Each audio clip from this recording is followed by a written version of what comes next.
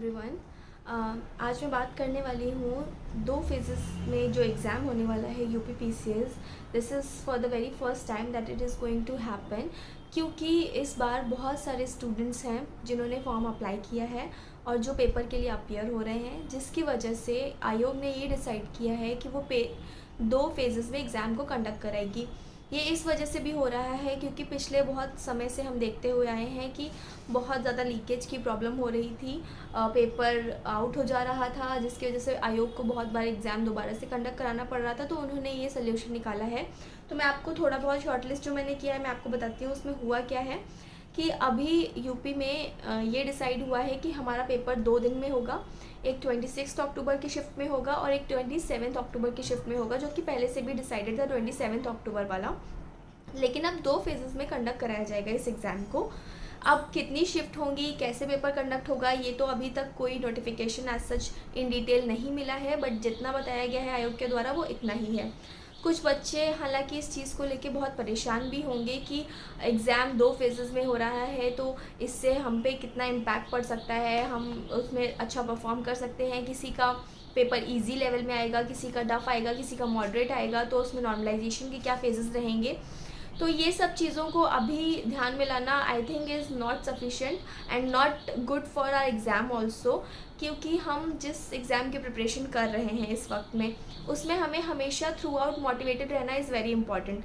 तो आप अगर इस बारे में अभी सोचने में मजबूर हो जाएंगे कि एग्ज़ाम कैसे होगा कैसे नहीं होगा, तो आपकी एफिशिएंसी थोड़ा कम हो जाएगी। तो मेरे हिसाब से अभी इस चीज़ पे फोकस नहीं करके हमें सिर्फ इस चीज़ पे फोकस करना चाहिए कि कैसे हम अपना टाइम आवर्स अपने टेस्ट मॉक टेस्ट में अपनी मार्क्स बढ़ाने की कोशिश करें। कितना हम रिविज़न इस 2 महीने नहीं बचे हैं, 1 महीना हार्डली बचा है, तो उसमें कैसे भी हम अपने मॉक्स को रिवाइज़ करें, अपना टेस्ट रिवाइज़ करें और अपने सारे शॉर्ट पॉइंट्स जो हमने निकाले हुए हैं उस पर रिविज़न करें, जिससे कि हमारी नो मैटर कि कैसा भी शिफ्ट आता है, अगर पहला शिफ्ट में हमारा एग्ज़ाम होता है, दूसरे डे में हमारा एग्ज़ाम होता है, तो हम अपना 100% दे के आ पाएँ और हम उतना स्कोर कर पाएँ कि एक सेफ़ स्कोर जितना प्रीवियस ईयर आपने देखा हुआ है, जितने प्रीवियस यूपी पीसीएस हुए हैं उसमें कट ऑफ गया हुआ है, उसके अकॉर्डिंग जितने भी अभी तक कट ऑफ गए हुए हैं उसको एक एनालिसिस बनाइए और उस पर आप ध्यान दीजिए कि हम अगर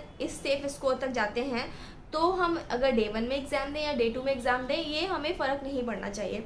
तो मेरे हिसाब से वो इम्पॉर्टेंट है। इसके अलावा हम इसका सोल्यूशन क्या कर सकते हैं कि बस सोल्यूशन अपने पास यही है कि आप जितना हो सके उतना रिवाइज़ करिए, अपने पॉइंट्स को शॉर्ट लिस्ट करिए, डेली मेमोराइज़ करिए चीज़ों को। इसके अलावा और कुछ आई थिंक सोल्यूशन नहीं है, क्योंकि आयोग जो डिसाइड करता है उसके अकॉर्डिंग ही हमें अभी चलना पड़ेगा।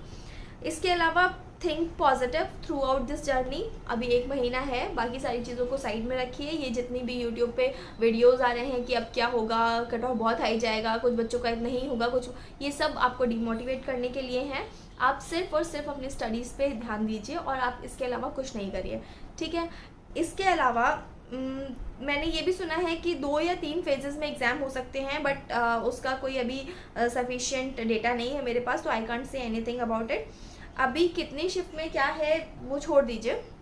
तो मुझे बस यही बताना था इस पूरे टॉपिक के थ्रू कि आप सिर्फ और सिर्फ अपनी प्रिपरेशन पे ध्यान दीजिए। फेजेस कितने भी हों, डेज कितने भी हों, doesn't matter. What matters is how much you are giving to your studies and how much dedicated you are for this exam, ठीक है। एक लास्ट में मैंने कोट भी लिखा है तो मैं वो आपको सुना देती हूँ कि परों को खोल ज़माना उड़ना देखता है, परों को खोल ज़माना उड़ना देखता है, ज़मीं पर बैठकर क्या करेगा आसमान देखता है। सॉरी।